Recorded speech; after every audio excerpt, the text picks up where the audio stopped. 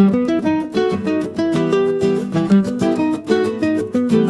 guys, yes, this is Coco Vlogging Davao and I'm so excited kasi pupunta tayo sa isa sa parang malatagaytay, malabagyo na resort, restaurant dito sa Davao City.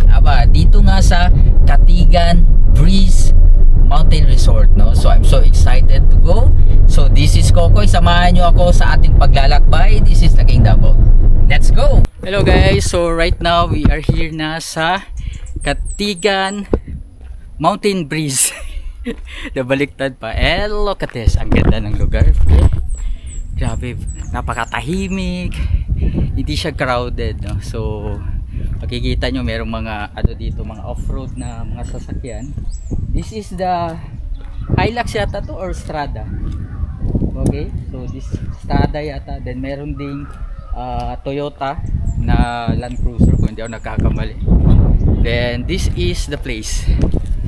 Yan, no? Ang ganda ng lugar. Punta na tayo, let's go. Okay, so right now guys, we are here sa Katigan Mountain Breeze Resort. So medyo malayo kasi yung parking doon.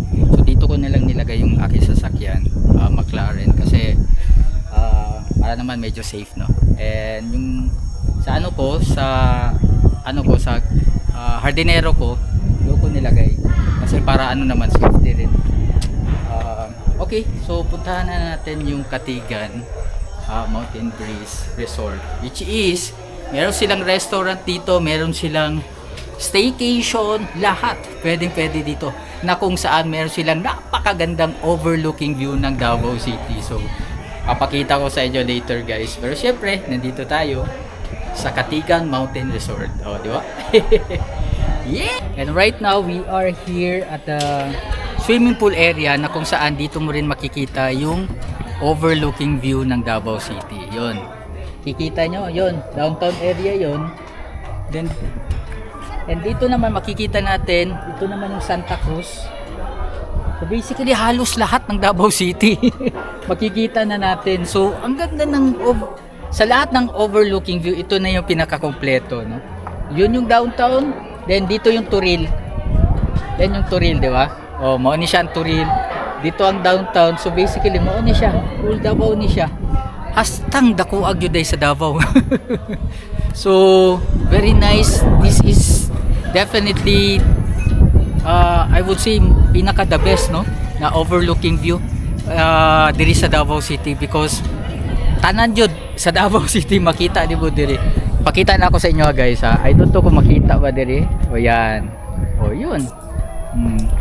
Ito po ang Davao City, clean and green. Kaya wala masyadong pollution sa Davao City kasi pinapalibutan pa rin ito ng puno, no, ang Davao City. Kaya yun, talaga, halos walang air pollution.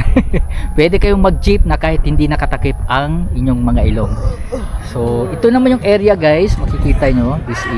Ito yung restaurant nila, at the same time function room, and ito yung swimming pool. Okay. And meron din silang children's area, playground.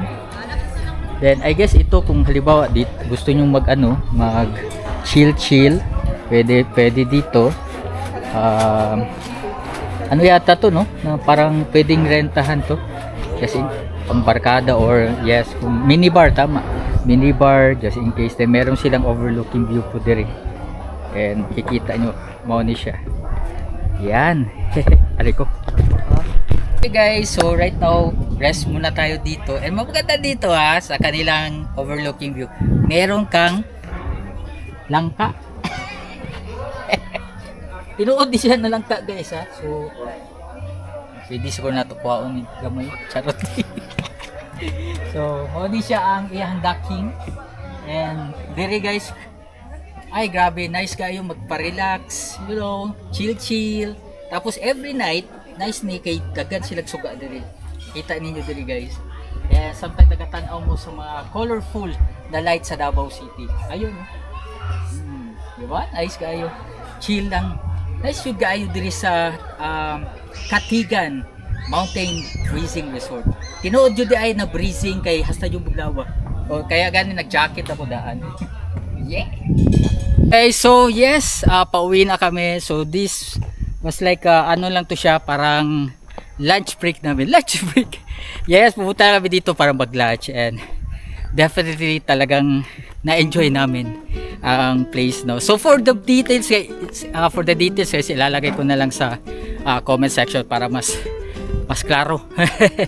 At syempre dito kasi napaka parang Tagaytay na experience. Yes, so alis na kami. Thank you so much guys. This is Kokoy.